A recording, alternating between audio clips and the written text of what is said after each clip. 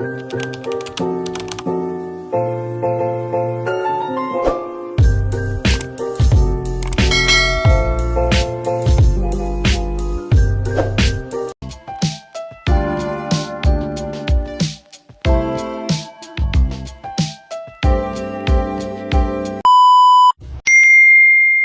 okay, I'm fine. Kincana, Kincana, teng neng neng neng neng. Ku menahan rasa sakit, rasa sakit. Few moments later. Bismillahirrahmanirrahim. Assalamualaikum warahmatullahi wabarakatuh. Kembali lagi bersama saya Vera Yulia Pratiwi. Saya salah satu mahasiswi dari program studi manajemen dakwah Fakultas Dakwah dan Ilmu Komunikasi Universitas Islam Negeri Mataram. Di video kali ini saya akan membahas mengenai pelaksanaan dan evaluasi dalam pusat studi dakwah. Baiklah, di video kali ini kita masuk pada fungsi manajemen yang keempat, yaitu pelaksanaan atau evaluating. Dari seluruh rangkaian proses manajemen, pelaksanaan merupakan fungsi manajemen yang paling penting. Dalam fungsi perencanaan dan pengorganisasian, lebih banyak berhubungan dengan aspek-aspek abstrak dari proses manajemen. Sedangkan fungsi dari pelaksanaan ini justru lebih menekankan pada kegiatan yang berhubungan langsung dengan orang-orang yang ada dalam organisasi. Dalam hal ini, salah seorang pakar yang bernama Josh R. Terry mengemukakan bahwa pelaksanaan merupakan usaha menggerakkan anggota-anggota kelompok sedemikian rupa hingga mereka berkeinginan dan berusaha untuk mencapai sasaran perusahaan dan sasaran anggota-anggota perusahaan tersebut. Oleh karenanya, para anggota itu juga ingin mencapai sasaran-sasaran tersebut. Fungsi pelaksanaan merupakan usaha untuk menciptakan iklim kerja kerjasama di antara staf pelaksana sehingga tujuan organisasi dapat tercapai secara efektif dan efisien. Fungsi pelaksanaan tidak terlepas dari fungsi manajemen lainnya. Fungsi penggerak dan pelaksanaan dalam istilah lainnya yaitu memotivasi atau membangkitkan motivasi, kemudian memberikan arah, mempengaruhi, dan yang terakhir memberikan komando atau perintah. Dalam pergerakan dakwah, pimpinan menggerakkan semua aktivitas-aktivitas dakwah yang telah direncanakan sebelumnya. Dari sinilah aksi semua rencana dakwah akan terrealisir, di mana fungsi manajemen akan bersentuhan secara langsung dengan para pelaku dakwah atau dai. Agar fungsi penggerakan dakwah ini dapat berjalan secara optimal, maka harus menggunakan beberapa teknik tertentu yang meliputi yang pertama, memberikan penjelasan secara komprehensif kepada seluruh elemen dakwah yang ada dalam organisasi dakwah. Kemudian yang kedua, usahakan agar setiap pelaku dakwah menyadari, memahami, dan menerima baik tujuan yang telah diterapkan. Yang ketiga, setiap pelaku dakwah atau dai mengerti struktur organisasi yang telah dibentuk. Dan yang terakhir atau yang keempat, memperlakukan secara baik bawahan dan memberikan penghargaan yang diiringi dengan bimbingan dan petunjuk untuk semua anggota. Implementasi atau aktualisasi dakwah adalah suatu langkah konkret untuk menyebarkan ajaran Islam dalam semua aspek kehidupan manusia. Dakwah tak hanya berhubungan dengan pemberitaan pesan, tetapi ini berfungsi sebagai panduan dan pengontrol bagi individu maupun masyarakat. Dalam hal ini, nilai-nilai Islam harus diwujudkan dalam kehidupan sehari-hari sehingga akan disaksikan dan dirasakan oleh khalayak umum.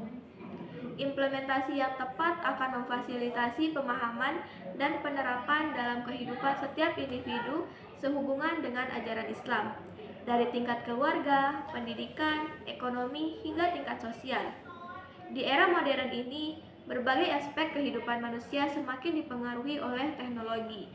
Oleh karena itu, kerja-kerja dakwah wajib terprogram dan strategis. Adapun langkah-langkah yang mesti dilakukan sebagai berikut. Yang pertama, diperlukan pengamatan terhadap permasalahan yang dihadapi oleh umat Islam, terutama masalah-masalah mengenai spiritualitas maupun masalah sosial. Dengan dipahaminya tantangan yang hendak dihadapi dan juga kebutuhannya, maka dakwah akan lebih terfokus pada sasaran yang relevan dengan konteks umat. Kemudian yang kedua, mengintegrasikan potensi dakwah termasuk pula menyertakan para dai, tokoh masyarakat, dan media sangat penting dalam menciptakan sinergi dalam komunikasi pesan dakwah. Yang ketiga, menemukan strategi dakwah yang tepat adalah langkah berikutnya.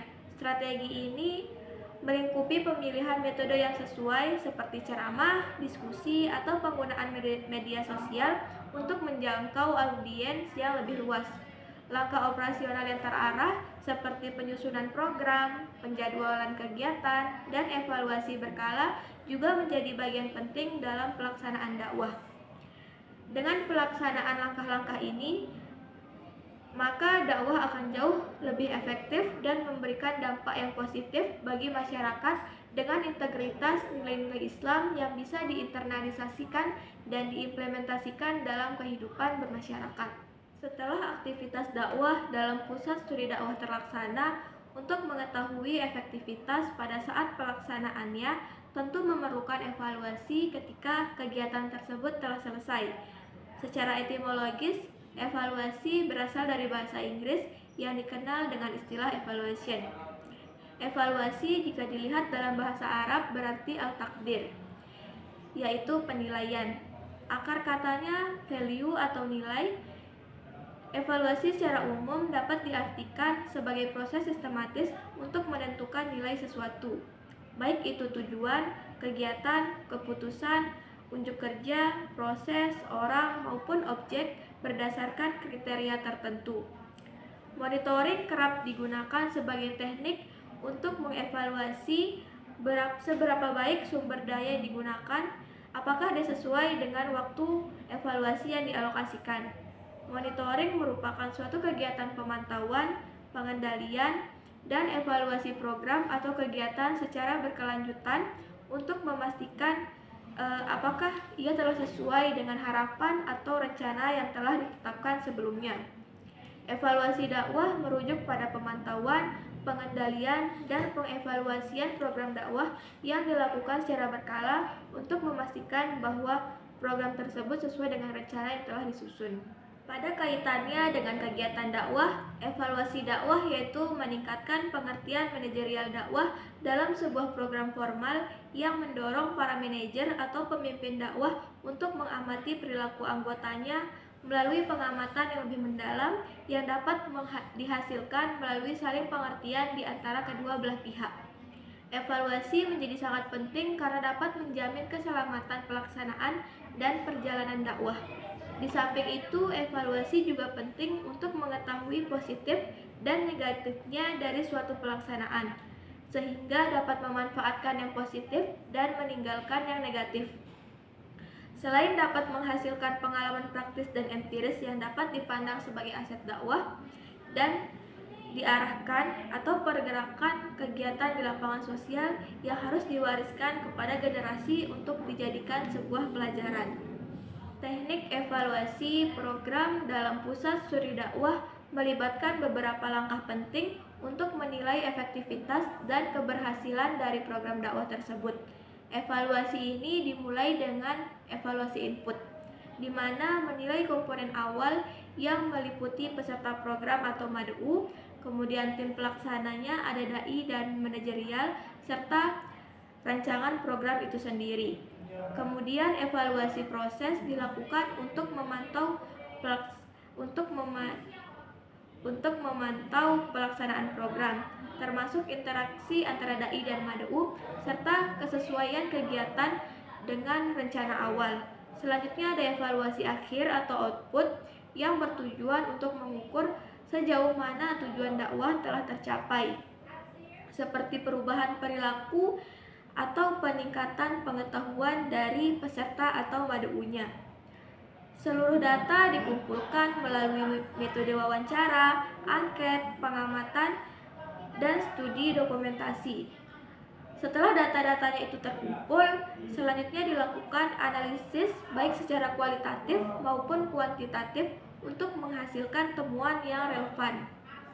Hasil dari evaluasi ini kemudian disajikan dalam bentuk laporan, baik secara lisan maupun tulisan, untuk memberikan rekomendasi perbaikan program di masa yang akan mendatang.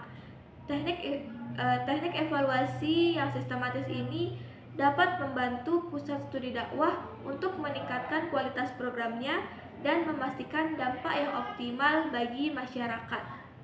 Jadi hanya sekian pemaparan materi yang dapat saya sampaikan untuk teman-teman semua. Tak hanya pada saat kita melakukan program dakwah aja kita memerlukan yang namanya evaluasi. Di segala kegiatan, baik itu kegiatan formal, informal, atau acara apapun, memerlukan yang namanya evaluasi ketika kegiatan tersebut telah selesai. Agar apa? Agar kesalahan-kesalahan yang telah kita perbuat di acara tadi itu bisa menjadi pembelajaran pada saat kegiatan selanjutnya. Sekian yang dapat saya sampaikan pada video kali ini. Kurang dan lebihnya saya mohon maaf. Wallahu a'lam bishawab. Wassalamualaikum warahmatullahi wabarakatuh.